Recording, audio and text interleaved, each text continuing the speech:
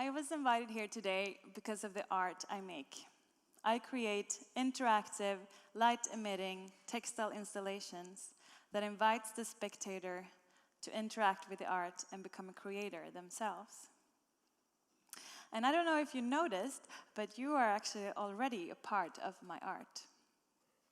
This is a fabric woven with optical fibers connected to LEDs and sensors.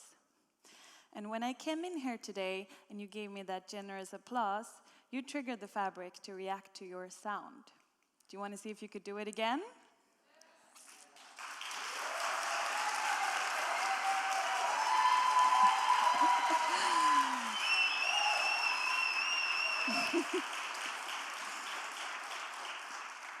There you go, thank you. But this is not the only story I want to share with you today. The real reason of why I'm here, why I took the decision of standing on this stage, is fear. When I got asked to do this talk, I was terrified. Public speaking is quite scary for me and something that I have very little experience of.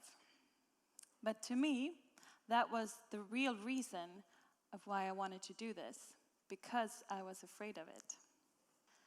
My earliest memories consists of colors and structures. When I was a kid, I stood in the line to the supermarket with my mother, and in front of us there is this fancy woman wearing a big brown fur coat. You know, that really thick fur that has small little hair sticking out of it? So I was standing there and staring at this woman's back, or probably butt, because I was this tall. And I was intrigued by the fur, and I reached out to touch it. And it was so fluffy, and the little hairs were tingling my fingers. And then my mom saw me grabbing this woman's ass. Do I have to mention I didn't dare to do it again? And the tactile sense has always been a vital part for me to be able to understand the world. And I believe that is also the reason why I chose textile as my craft. Like so many young girls in Sweden, I had immense performance anxiety as I was growing up. This feeling that I had to do the best all the time, be the best, achieving the best result. And I would picture scenarios in my head of how things would go wrong, and that made me grow a fear of failure up to the point that I didn't dare to try. This carried on with me during my school years and my studies here at Uppsala University and at the Swedish School of Textiles. And my design projects often had a clear outcome because I stayed safe. And after many years of studies, I still didn't know what I wanted to do in the future. And I feared that I would finish school without a purpose in life. Please raise your hand if you haven't found your purpose in life. Thank you. So I'm not alone then. Well, I had 1 year left in school, and I figured I'd take a break to do an internship at a weaving factory and figure out my path in my studies and figure out what I wanted to become. So I started at the weaving factory, and the months went on until one day something happened to me that changed my life. I was diagnosed with breast cancer. I'm not at all thankful for the tumor that grew in my breast, but still I say that it changed my life. And in the end, to the better. Not because of the day when my doctor said, it's extremely rare in your age, but yes, you do have cancer. And not because of the mastectomy I had 4 weeks later, or because of the chemotherapy that never seemed to end. It was because I learned not to be controlled by my fears. Almost daily, I was forced to do things I was afraid of. Going through a major operation, taking drugs that made me lose my hair, and taking decisions that would change my life forever. And learning that there was no separate process that made the fear go away. I just had to grab it, look at it, and go through it. Being someone who always wanted to perform, I decided to go back to school during my chemo. But going through chemo, I didn't know how I would feel the next week, the next day, or sometimes even the next hour. I couldn't plan for the future. I was stuck in the moment.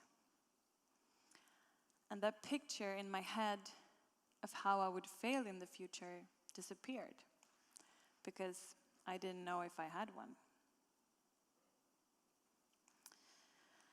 Dealing with fear became a habit. When such real things were happening to my body, there was no room for anxieties about my studies. Instead, my textile projects became my therapy. And creating for the moment without direction and without a goal. It was during that time I found the optical fibre. This material was challenging and inspirational to work with. And since it was a new material to me, I didn't know what the end result would be. It allowed me to combine my textile skills with the part of me that loves solving problems and blinky lights.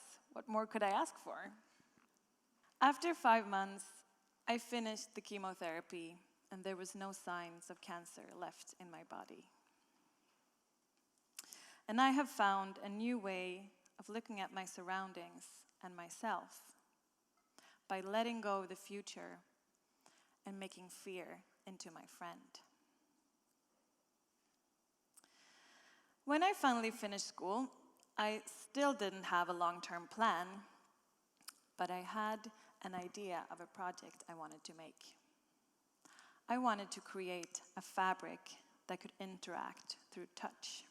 And I had no idea how it could be possible, but I wanted to try. And this was a new way of creating things for me. An experimental way of looking at the design process where there was no certain outcome.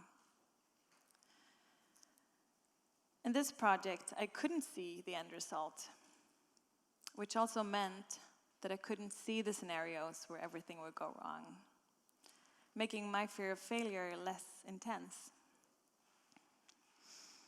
Allowing me to create for the moment became a help to take one part at a time.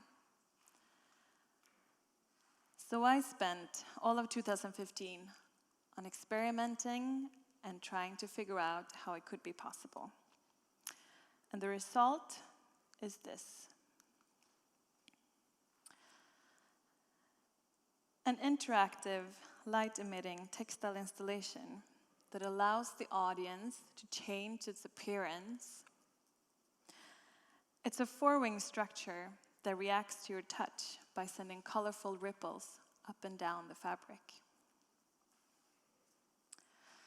The textile is woven with optical fibers, conductive yarn that leads electricity, and more traditional textile materials like cotton and polyester.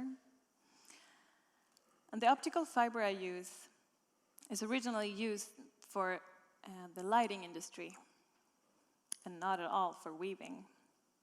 It's similar to the cables that we use to build computer networks. It's completely see-through and only lets the light out at the end of the fiber.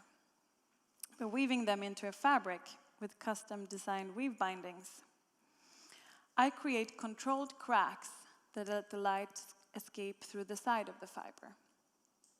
This way, I can create fabrics that glows from within, forming patterns when connected to a light source.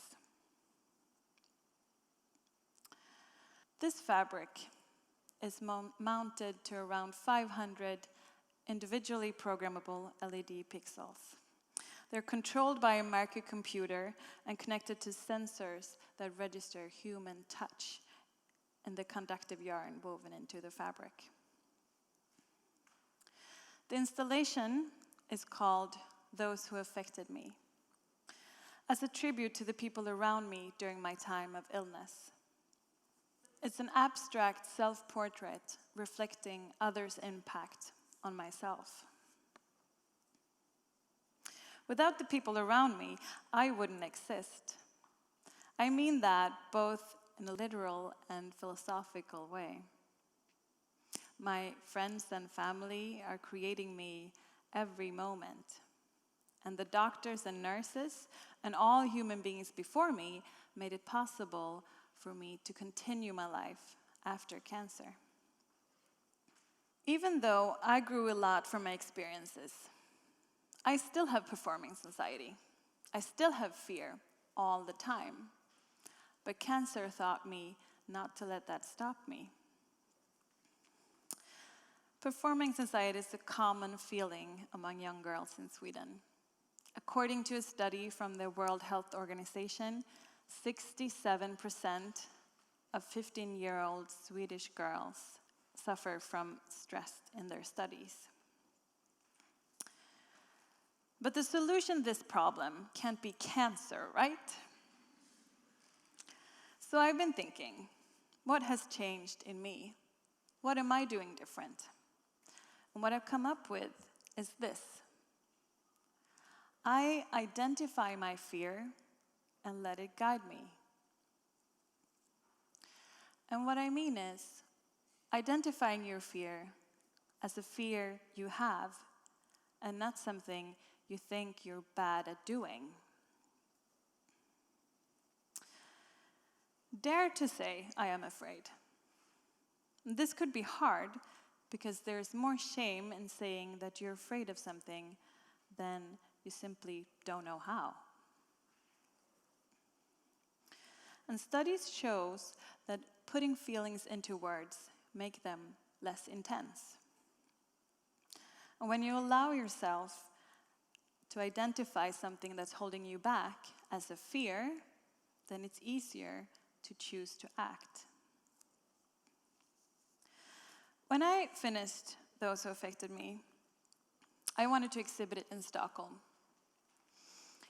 I had no idea how people got their work shown. And I thought, the museums are probably not at all interested in what I do. But when I identified my idea of not being good enough as a fear I had,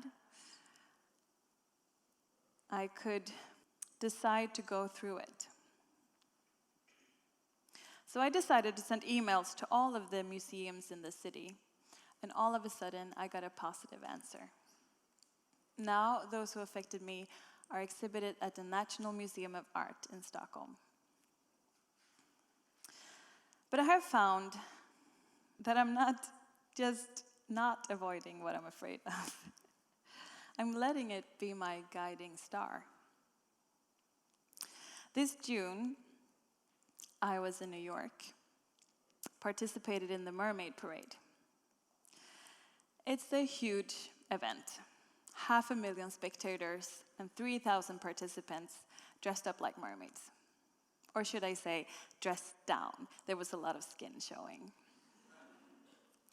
And guided by my own fear of showing my own body after my operation, this is what I did.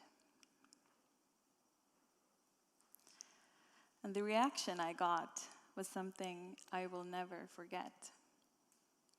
Women all ages came up to me sharing their stories of cancer, saying that I inspired them to be more open about their situation. And this made my fear well worth overcoming. Going out of your comfort zone is something completely different for every person. Some people have really big comfort zones and can get away with being seemingly fearless and outgoing without ever having to push their own boundaries. And this does not make them brave. So what I'm trying to say is, if you live your life without fear, then you're not following your dreams. Find those things that scare you and do them. not despite of being afraid, but because you're afraid. Like me, doing this TED Talk. It was something completely new to me, something that I was afraid of. But at least I'm less afraid now than I was 15 minutes ago. Thank you.